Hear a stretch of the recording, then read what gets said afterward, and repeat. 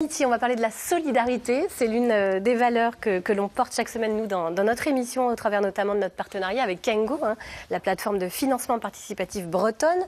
Ce matin, c'est votre projet, Anne-Claire Mevelec, que nous avons choisi. Vous êtes kinésithérapeute à l'Institut médico-pédagogique de Briec, dans le Finistère. Un mot d'abord sur cet institut. Qui sont les enfants que vous accueillez, dites-nous? Alors, il s'agit de l'Institut médico-éducatif de Briec, qui est situé au nord de Quimper. C'est un des 24 établissements des Genêts d'Or, l'association Les Genêts d'Or. On accueille 82 jeunes âgés de 6 à 20 ans pour la plupart. Quelques-uns sont plus âgés en attente d'autres structures.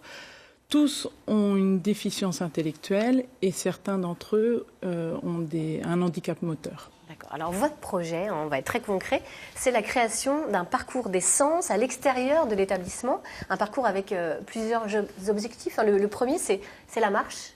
Déjà. Oui, tout à fait. Alors c'est un parcours qui en fait en regroupe 3, c'est-à-dire que lors de ma pratique kinésithérapie, il s'est avéré que j'ai fait le constat que certains jeunes qui étaient en cours d'acquisition de la marche ou alors lorsqu'on travaillait le maintien de la marche, j'étais un peu limitée dans les propositions d'exercice et que ça pouvait être intéressant de créer un espace aménagé spécialement pour ça, en extérieur, qui propose du coup 14 types d'exercices qui permettent de travailler la qualité de la marche et non pas l'endurance.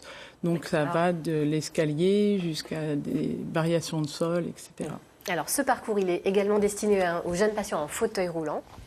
Oui, c'est le deuxième constat qu'on a fait lors d'une prise en charge de regard croisé avec une collègue psychomotricienne et une collègue aide-soignante. Il s'est avéré que des jeunes qu'on prenait en charge en extérieur, en fauteuil roulant, on a remarqué deux types de réactions, soit une réaction de stress, d'appréhension face au changement de direction, au bascule en arrière, ou alors l'inverse, une réaction de plaisir, de joie face à la vitesse ou pareil au changement de direction. Du coup, l'idée a germé de faire un deuxième parcours parallèle au parcours de marche qui soit intégré dans ce parcours de marche pour certaines activités, mais qui permettent, lorsque ce n'était pas possible, comme le passage d'escalier, de poursuivre le parcours en fauteuil.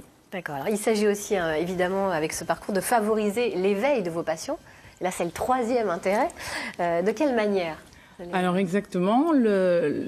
Très vite aussi est apparu l'intérêt d'éveil sensoriel, notamment pour des jeunes qui ont des troubles du comportement type autistique.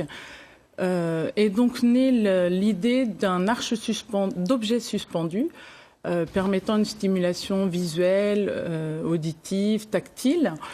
Et puis aussi l'idée d'intégrer à l'intérieur de ce parcours des jardinières surélevées qui permettaient aux personnes en situation de marche ou en fauteuil de venir sentir, toucher, voir les différents légumes, fleurs qui seraient mis à pousser par certains jeunes accueillis au sein de l'IME. Alors, il y a une démarche singulière quand même chez vous, il faut aussi le préciser. Vous tenez à ce que ce lieu soit ouvert à tout le monde, au monde extérieur. C'est pas si fréquent. Ça, c'est le côté vraiment novateur, à savoir qu'il y avait déjà cette idée de lieu de rencontre au sein de l'IME. Un jeune est accueilli au sein d'un groupe et chaque groupe représente un établissement au sein de l'IME. Du coup, ce parcours d'essence permettait de proposer un lieu de rencontre, que ce soit pour les jeunes accueillis ou pour le personnel encadrant. Et à cela s'est ajouté, en accord avec la direction, le fait d'ouvrir ce parcours aux personnes accueillies au sein de la commune, notamment par exemple les assistantes maternelles avec les petits bouts de chou dont elles s'occupent, ou alors les personnes âgées qui sont notamment dans l'EHPAD qui est situé à 400 mètres de l'IME. C'était vraiment l'occasion, où les écoles maternelles aussi qui peuvent voir là un intérêt moteur pour les petits.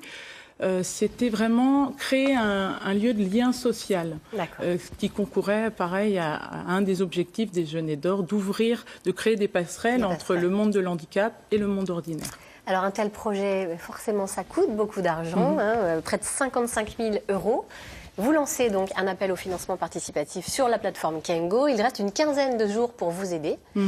Alors voilà, on va lancer cet appel. Alors c'est vrai que c'est un projet très ambitieux. 55 000 €, c'est pas rien.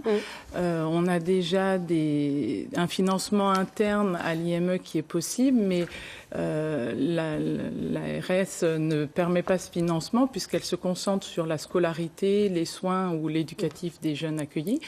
Donc là, ça permettra de financer cette aire de jeu. Voilà, à tous les financements possibles en dons mécénat, de façon à pouvoir financer les balançoires qui seront aussi aménagées au sein du jardin, les différentes structures style dôme de dépassement et puis tout le terrassement qui a un réel coût aussi.